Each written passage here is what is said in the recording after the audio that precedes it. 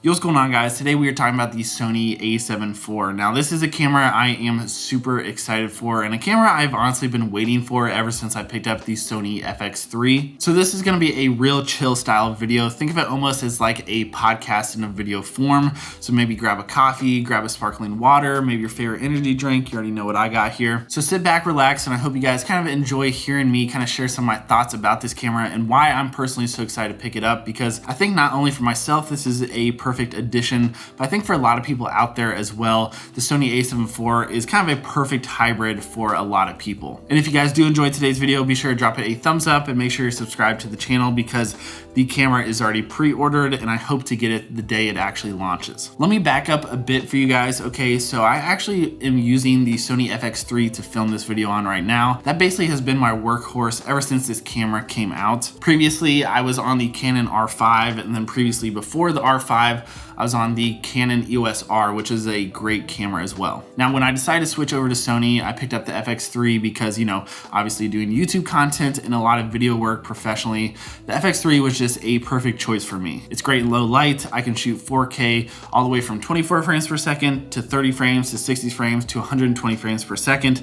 4K everything, none of it is cropped. You don't have to worry about overheating. The 12 megapixels is perfect for low light video. The tally lights are great. The built-in cage design is awesome, and you lose the EVF just to make it a little bit smaller. But basically what I'm trying to get at is the FX3 is my main video camera. And although it's kind of been able to hold me over a bit shooting, you know, social content with photography, because, you know, it's decent at photography, I'm in need of a second camera body, and I want that second camera body to be a little bit more photo dominant. Really what I'm looking for is the FX3 for video, and then sometimes I want a second camera body for a second angle for video, and then I want it to be my main shooter when it comes to photography. And that really right there is why I think the Sony A7 IV is the perfect second camera body for me. And I think for a lot of people out there, it could be their only camera. So a couple of the specs that really kind of stand out to me and make me excited about the A7 IV, one of them is being that it is a 33 megapixel sensor, which I think is perfect for pretty much most photography out there. And it's a sweet spot for me because I think that count is high enough for me to do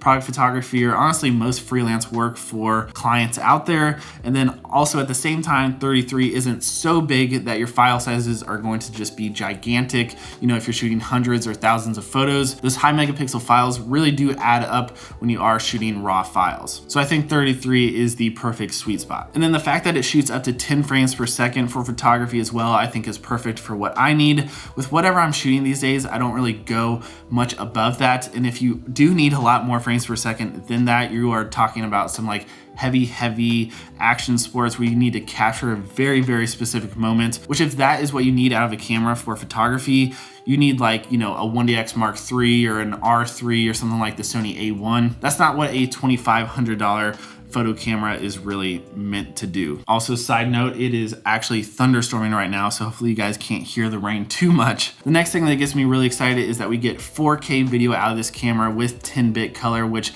I've gotten really used to on the Sony FX3, and it looks absolutely amazing. And again, if I'm using the A7 IV as a second camera angle to the Sony FX3, it's just gonna make sure the images really match up nicely, which is perfect. And then to go along with that, we're getting some great picture profiles as well. So we're getting S-Cinetone, which I use quite frequently on the FX3, and also S-Log3, which I also use all the time here for my YouTube content, at work, and actually I'm using S-Log3 right now filming this video. And then just another couple quick things is that we get the flip out screen, which is awesome. I use it all the time for video or photography work, especially if I'm doing like overhead stuff, or, you know, especially when I'm doing some second angle camera work with the A7 IV. And it's a no-brainer, but I am happy to have a camera that I'm shooting photography back with that does have an EVF, just because if you're ever shooting outside, I just always usually use the EVF, especially if it's bright and things like that. So it's not really a feature, but coming from the FX3, it's something that I'm looking forward to having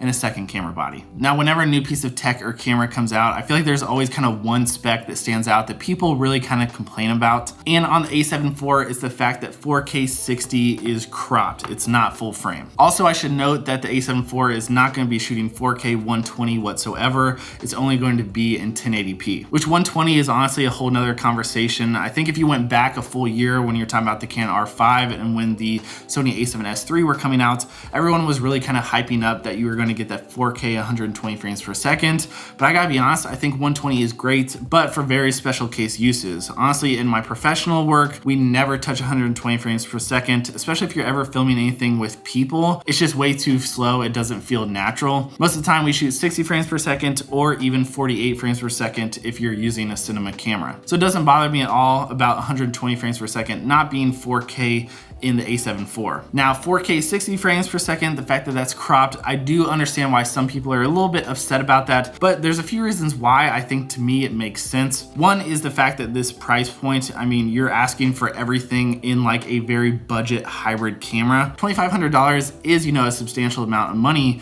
but when you're talking about wanting an extremely high level camera for photography and an extremely high level camera for video, all in one camera body, I mean, you're asking for specs that are in like a Canon R3 or, you know, a Sony A1, which those cameras are like way above, you know, $6,000. This camera is around $2,500. So they're obviously not going to just kill off other cameras that they sell and just kind of make the A7 IV just a perfect all-in-one for a really good price. And then the other thing is the fact that the A7 IV is a higher megapixel count. So it's just going to take a lot more performance and a lot more processing power out of that camera. And maybe it's just not possible to have the 4K 60 full frame, at least in this camera body and with the tech that's inside of it. So I hope that all kind of makes sense, but basically in short, the 4K 60, the fact that it's cropped, of course, is a little bit disappointing, but I think if it was full frame, it kind of would be the camera that everybody out there would need. I think a lot of people that have the Sony A7S III wouldn't need that camera anymore. They could just get away with the A7 IV,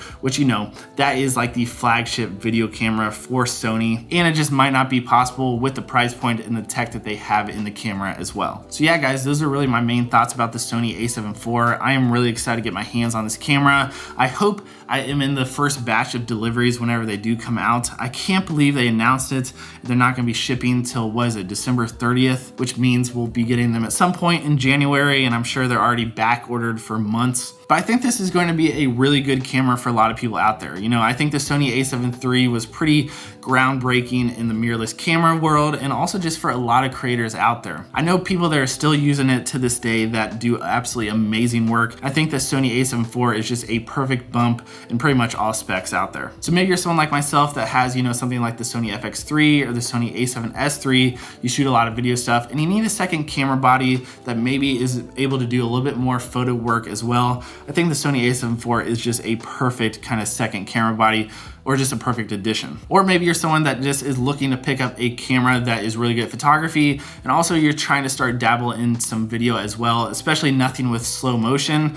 I think the Sony A7 IV is a perfect option. And then I think really the third use is if you are kind of a hybrid shooter, you shoot photography, you also shoot video, and maybe you just don't need to shoot slow motion stuff too much, or you're okay with leaning into the crop for 4K 60, which is definitely doable. You just have to kind of plan around it and know your shooting style. So yeah, I think the Sony A7 IV is going to be a great camera for a lot of people out there. I think it's going to be one of the most sold cameras out maybe ever. And I think it's going to be a great addition to myself, and I think for a lot of creators out there as well. So guys, I hope you enjoyed today's video and you enjoyed this kind of chill style, and hopefully you didn't hear too much rain going on in the background. It is like actually thunderstorming right now. But guys, if you did enjoy today's video, be sure to drop it a thumbs up. If you're new around here, consider subscribing. It helps out me and the channel more than you can even imagine. And of course, you don't want to miss any future content about the Sony A7 IV. And also, if you are into Apple tech at all, this is the MacBook week for the new MacBooks, and definitely going to be doing